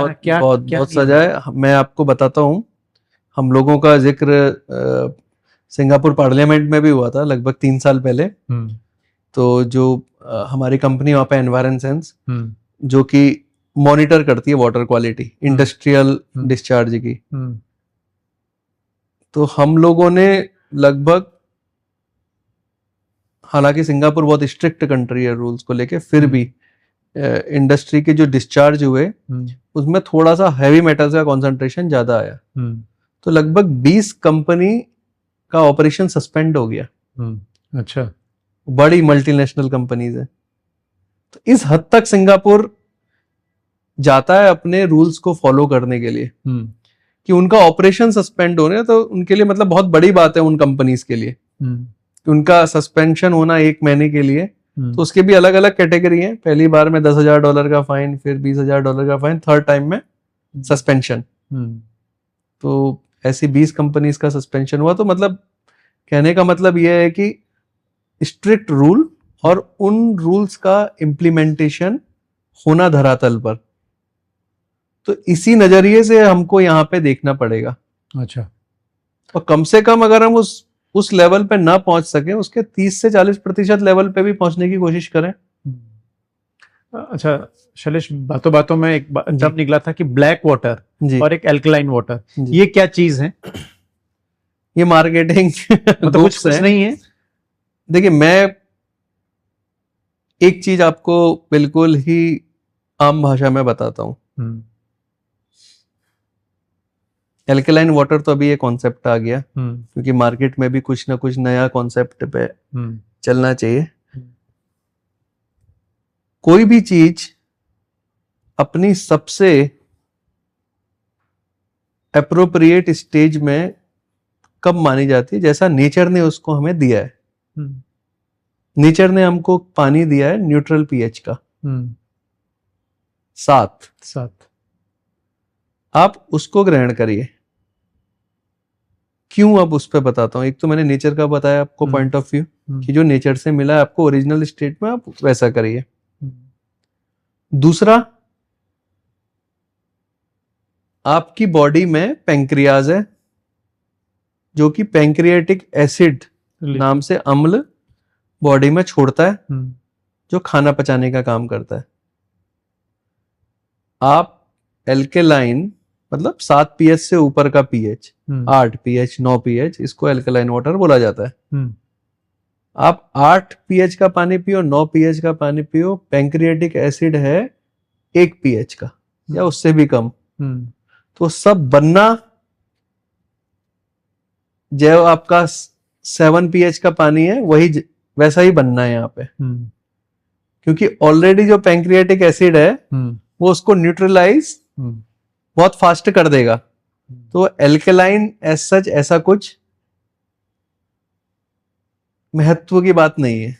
तो क्या मैं ही मानूं कि विराट कोहली जैसा सेलिब्रिटी इस एडवर्ड के जाल में फंस गया है, या दुनिया में कहीं वाकई में बहुत अच्छा, किसी देश में बहुत अच्छा वाटर सिस्टम है या वाटर पानी है जहां का पानी इतना महंगा बनके उनके सामने आ रहा है?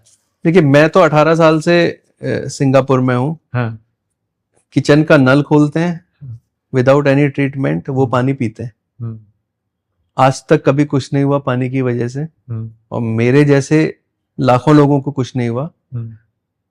बात अगर किसी स्पोर्ट्स पर्सन की या किसी एथलीट की या विराट कोहली की पर्टिकुलरली करते हैं, उस वाटर में हो सकता है कि एल्कलाइन वाटर होने के साथ कुछ और चीजें भी एडेड हों, कुछ सप्लीमेंट्स जो कि बॉडी को और ज्यादा एनर्जाइज करते हो। तो मैं इस बात को मान सकता हूं कि साइंटिफिकली कि that water could be better for a sports person. हम तो स्पोर्ट्स पर्सन नहीं है ना, हमारी लाइफ स्टाइल ऐसी है, हमको तो इतना दौड़ना भागना नहीं है ना, अपने को इतना मेंटेन करना है। हमको तो सामान्य, हमें बीमारी ना हो, हम स्वस्थ रहें, हमारा कोलेस्ट्रॉल ना बढ़े, हमारा बीपी ना बढ़े, हमें शुगर ना हो, हार्ट बीट नॉर्मल रहे, ये हमारी, और हाथ पैर सही काम करें, नमनेस ना हो, फटीग ना हो, ये हमारा है। पर स्पोर्ट्समैन का लेवल क्या है, एक अलग है। उसको तेज भागना है, उसको यंग ज्यादा रहना है, उसको स्टेमिना हम लोगों से और 2-3 टाइम्स ज्यादा चाहिए, तभी वो स्पोर्ट्समैन है, राइट। तो हो सकता है कि जो वाटर कंज्यूम कर रहे हो, मुझे नहीं पता, पर उसमें कुछ और भी मिनरल्स या कुछ और सप्लीमेंट्स एडेड हो, तो उसकी वजह से वो उतना महंगा भी हो सकता है। इतना महंगा हो सकता है, बिल्कुल। हाँ। तो शरेश, आखिर में थोड़ा सा, जितना हम एक दूसरे को जानते हैं, आपकी शुरुआत सरस्वती शिशु मंदिर, विद्या मंदिर, गवर्नमेंट इंटर कॉलेज, फिर इंजीनियरिंग कॉलेज, फिर आईआईटी खड़गपुर, वहां से सिंगापुर, फिर एक साइंटिस्ट बनकर पानी पर काम करना। ये पानी को क्यों चूज किया इस पूरे साइकिल के हिसाब से आपने? क्योंकि एक शिशु मंदिर मतलब संघ का कह लें एक वेंचर, फिर गवर्नमेंट का स्कूल, सिंगापुर पहुंचना एक बहुत बड़ी बात है, और पानी पर काम करना उससे भी बड़ी बात है, ये मानता हूँ। इसमें तो विशेष कृपा भगवान की रही, क्योंकि आपने जैसे बताया कि एक छोटे शहर से आना, इतनी बड़ी एस्पिरेशंस नहीं होती हैं, क्योंकि उतना बड़ा एक्सपोजर भी नहीं होता है, तो धीरे धीरे करके बिल्टअप होता रहा। तो कभी ऐसा सोचा नहीं कि ऐसा रहा, पर हाँ, पानी का जो विषय है वो थोड़ा सा पर्सनल इसलिए भी है क्योंकि उत्तराखंड क्या है, बहुत ही आयरनिकल स्टेट है। देश की 2 मेजर नदियां, 2500 किलोमीटर का करीब स्ट्रेच है गंगा जी का, लेंथ वाइज सबसे बड़ी होगी मेरे ख्याल से, रिवर बेसिन के हिसाब से हमारे यहाँ से निकलती हैं। दूसरी मेजर रिवर यमुना जी। दोनों रिवर की रिलीजियस, धार्मिक मान्यता उच्च कोटि की, पर उत्तराखंड में वो ठहरती नहीं है। हमारा जो गांव है टनकपुर फिर भी तराई का एरिया है, हमारा गांव चंपावत के पास है। जो स्थिति आज से 35 साल पहले हम देखते थे जब छोटे थे, जाते थे वहां पे, वही या उससे ज्यादा विकट स्थिति हम आज भी देखते हैं। हफ्ते में एक दिन 1 घंटे के लिए पानी आना नल में, इससे बुरी बात क्या हो सकती है उस प्रदेश के लिए जहां से गंगा और यमुना निकल रही हैं और जिसे आप देवभूमि बोल रहे हैं। आज से 35 साल पहले जब हम छोटे थे, तब हम लोग जब पानी नहीं आता था टनकपुर जैसी जगह में, जो कि तराई एरिया जहाँ पे शारदा नदी बह रही है, मतलब अपने आप में बहुत बड़ी नदी, अपने में बहुत बड़ी नदी है, पूरा यूपी का तो पानी वही संभाल रही है, यूपी का पानी और खेती। तब भी पिताजी लोगों के साथ हैंडपंप से पानी लेने जाते थे। आज भी ऐसी स्थिति आ जाती है कभी कभी। तो ये फिर जब मैंने इंजीनियरिंग करी कुमाऊं इंजीनियरिंग कॉलेज द्वाराहाट से, वहां पे भी यही समस्या थी, वो भी पहाड़ी क्षेत्र है। तो ये एक पीड़ा हमेशा अंदर रही, चाहे बहुत एकदम से प्रकट होके नहीं आई, पर हमेशा ऐसा पीड़ा रही कि यार हमारे यहां से तो जा रहा है पूरे नॉर्थ इंडिया सेंट्रल इंडिया को पानी, और हम लोगों के पास यहाँ पे पानी नहीं है। तो इसलिए हमेशा मतलब इस विषय पे कुछ करने का तो मन था ही। फिर भगवान की ऐसी कृपा रही कि इसी फील्ड पे आना रहा। मास्टर्स के टाइम पे आईआईटी खड़गपुर में, फिर पीएचडी में इसी पे करने का मौका मिला, फिर उसके बाद में रिसर्च में रहा। तो फिर ऐसा लगा कि हाँ, शायद जो वो छुपी हुई पीड़ा थी वो एक मोटिवेशन बनी अननोइंगली, और धीरे धीरे इस पे आगे बढ़े। फिर ऐसा लगा कि कुछ भारत के लिए करना चाहिए, अगर हम नहीं करेंगे तो कौन करेगा। तो इस भाव से फिर H2 मंत्रा को इंडिया में एस्टेब्लिश किया। तो H2 मंत्रा का शुरुआती 4-5 साल बिल्कुल रूरल और सब अर्बन एरिया पे ही केंद्रित रहा, चाहे वो मध्य प्रदेश हो, चाहे वो उत्तर प्रदेश हो, उत्तराखंड हो, उड़ीसा हो। तो इन एरिया में हमने किया। फिर धीरे धीरे हम लोग अर्बन एरिया में आए, क्योंकि फिर देखा कि अर्बन एरिया में तो और बड़े चैलेंजेस हैं। वहां तो मतलब अगर टैंकर आपके पास एक दिन नहीं आया तो आपके, क्योंकि अर्बन एरिया में तो कुएं भी नहीं है, कुछ ऐसा भी नहीं है, क्या करेंगे आप, क्या कर। तो फिर हम अर्बन एरिया की तरफ थोड़ा सा अभी इंडस्ट्री और अर्बन एरिया में मूव हुए। तो कुछ क्वेश्चन और छूट गए, मैं सोच रहा हूँ। जी जी जी जी बिल्कुल। अभी हमने कुछ साल पहले देखा कि मोदी जी जो है इधर इजराइल गए हैं, जी जी, और वहाँ वॉक करते हुए सी वाटर को लिया और कुछ वही मशीन से प्योरिफिकेशन किया और पी लिया जी। तो क्या ऐसी टेक्नोलॉजी बन गई है कि समंदर के इतने खारे पानी को जिसका टीडीएस किस लेवल का होगा, जी जी जी, मेरे हिसाब से 30-40 हजार से कम, आराम से, यस। तो उस पानी को भी पीने योग्य बनाने की क्षमताएं डेवलप हो चुकी है, या पी सकते हैं इस पानी को? हाँ, डिसैलिनेशन वाटर बेसिकली, डिसैलिनेशन जो आप वही कर रहा है जो आप घर में कर रहे हो। हाँ। पर घर में वो मेम्ब्रेन की क्षमता इतनी बड़ी नहीं है। वो घर के पानी से जिसमें टीडीएस सिर्फ 700, 800, 1000, 2000 है, उसको ट्रीट कर रहा है। डिसैलिनेशन में जैसे आपने बोला कि 30 से 40 हजार टीडीएस रहता है, उसको ट्रीट कर रहा है, क्योंकि मेम्ब्रेन की जो कैपेसिटी है वो ज्यादा है। पर प्रोसेस इज रिवर्स ऑस्मोसिस। अच्छा। तो उसके द्वारा आप पानी ले सकते हो। डीआयोनाइज्ड वाटर है, अधिकतर गल्फ कंट्रीज में वही हो रहा है, पर बहुत एनर्जी इंटेंसिव प्रोसेस है, बहुत ज्यादा एनर्जी लगती है। मतलब जो आप सीवेज ट्रीट करके जो पानी बना रहे हो, उसके मुकाबले 5 से 6 गुना ज्यादा एनर्जी आप डिसैलिनेशन में लगा रहे हो। मतलब इलेक्ट्रिसिटी या फिर सोलर पावर, हाँ, किसी भी रूप में। हाँ। तो सोलर के हिसाब से डिसैलिनेशन करना तो और ज्यादा चैलेंजिंग, क्योंकि आपको इतनी ज्यादा सोलर पैनल और उतनी बड़ी कैपेसिटी का फिर वो कैपिटल इन्वेस्टमेंट बहुत ज्यादा है। तो लोग अभी हीट एक्सचेंजर को यूज करके या इवेपोरेशन करके जो हीट बन रही है बॉयलर से, उससे भी ये करते हैं डिसैलिनेशन बड़े लेवल पे। न्यूक्लियर एनर्जी से भी अभी इंडिया ने शुरू किया है कालीपक्कम में। और तो कोस्टल एरिया जहां पे समुद्र का ही पानी है, सरफेस वाटर नहीं है, वहां पे आप कर सकते हो। पर उससे भी ज्यादा जरूरी है कि वाटर रिसाइकिल करो आप, क्योंकि वो कम एनर्जी इंटेंसिव है, उसमें एनर्जी की लागत कम है और आसान प्रोसेस है डिसैलिनेशन के मुकाबले। आपका जो ये एस्ट्रो मंत्रा का प्यूरिफिकेशन मेथड है जी, इससे वो बहुत उस हैवी वाटर को भी, उस सीवेज के वाटर को भी पीने योग्य बना देता है। जी जी जी जी। अच्छा। और वही मैंने जो आपको बताया वाटर न्यूट्रलिटी पे जो हम काम कर रहे हैं, हाँ। वो यही कर रहे हैं। तो जो कॉन्सेप्ट सिंगापुर में हम लोग न्यू वाटर के लिए कर रहे हैं, तो वही हम लोग यहाँ पे कर रहे हैं, उसको पीने योग्य ही बना रहे हैं हम लोग। अच्छा जी।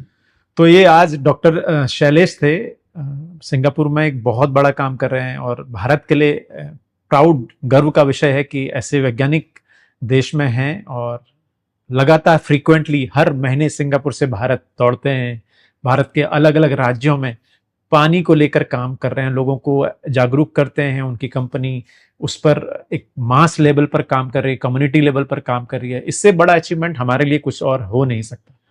डॉक्टर शैलेश, बहुत बहुत धन्यवाद कि आपने मार्टी इंडिया पॉडकास्ट के लिए समय निकाला और आज शाम को ही आपकी फ्लाइट है। Thank you very much. Thank you Rohit ji, मुझे भी बहुत अच्छा लगा कि इस विषय पे हम लोग इस प्लेटफॉर्म पे बात कर रहे हैं और मुझे लगता है कि मार्टी इंडिया के दर्शकों को ये जो टॉपिक है आज का वो प्रेरित भी करेगा और समझ भी आएगा। Thank you so much. Thank you.